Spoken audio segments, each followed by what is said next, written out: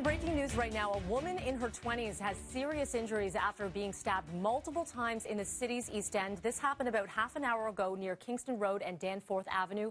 We can tell you police just said that one person is now in custody. So far, no charges have been laid. We have a camera en route, and we're going to bring you updates to this story as they become available to us. Now, to other news that we're following this hour, a man rushed to hospital here in Toronto after a shooting in Brampton. Police now confirming the victim is in life-threatening condition.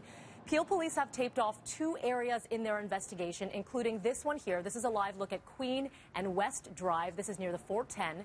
The second scene is about a kilometer away, and that's where we find our Tammy Sutherland. That second scene at Clark Boulevard and Heart Lake Road. Tammy, what can you tell us?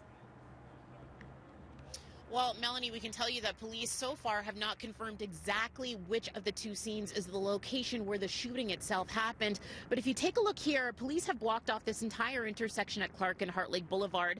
As well, it appears that shell casings are here on the ground. They're being covered up by 2 police hats right now being marked off as evidence. There's also shattered glass on the ground here as well. Now, the victim was rushed to hospital from that second scene at the plaza just down the street. Police have now released a suspect description, although it is vague. They say they are looking for a male black with a thin build wearing a white tracksuit, seen fleeing in a Nissan. Still, we don't know from what intersection itself he was seen fleeing from, but anyone with information being asked to contact police. And right now, for the investigation, for commuters, especially here in the area, Clark Boulevard remains closed off between Rutherford and West Drive for the investigation. No word on how long this closure will be here. Melanie, I'll send it back to you for now.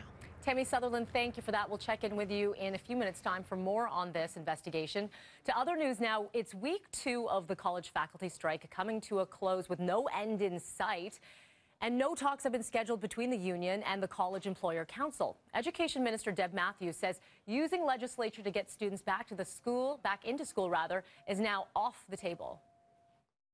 We do have the tool of legislating back, but that would be a very last resort tool. But we need to get those 2 parties talking. I'm very concerned that students are losing potentially losing their semester, and the government seems to be fine just to let everything go along. If I was the Premier, I'd be calling on both sides to get back to the table. And this was the scene yesterday as dozens of teachers and staff gathered outside the Ministry of Advanced Education, calling for Matthews to summon the Employer Council back to the table.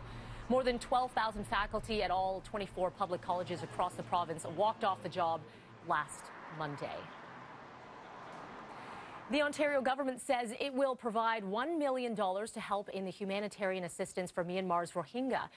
The violence there has sent more than 600,000 Rohingya Muslims fleeing from Myanmar to Bangladesh. The Red Cross there struggling to deal with the sheer number of people. Ottawa has now pledged $25 million in aid.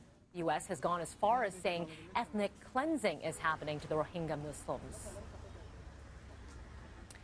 The death toll now at 23, but may rise after an explosion at a fireworks factory in Indonesia.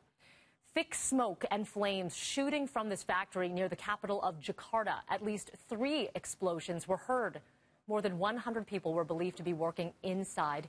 There's no word on exactly what started this fire. This factory has only been open for 2 months.